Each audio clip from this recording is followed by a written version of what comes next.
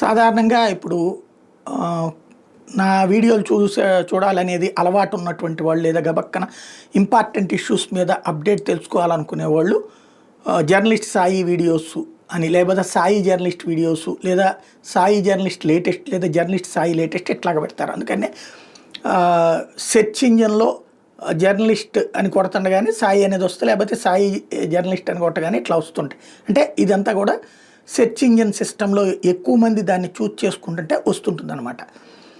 ఇది ఎందుకు చెప్తున్నానంటే ఇప్పుడు యాపిల్ సంస్థ ఎక్స్కి సంబంధించినటువంటి ఆర్టిఫిషియల్ ఇంటెలిజెన్స్ యాప్ని అట్లా జనం చూడట్లేదు అని చెప్తుంది.